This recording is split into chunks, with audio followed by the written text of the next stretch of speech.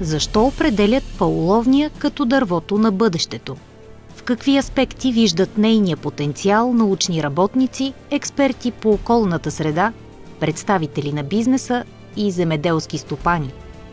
И дали всички гледни точки са обединени само около възможните позитиви?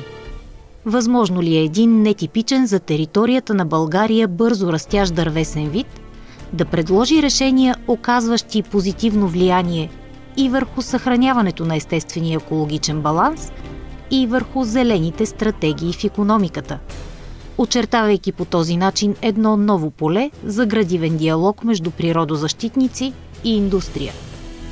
Запознайте се с проекта Пауловния – една зелена алтернатива и участвайте в него, като дадете своето мнение на нашата Фейсбук страница или в откритите дискусии, информация за които ще откриете там.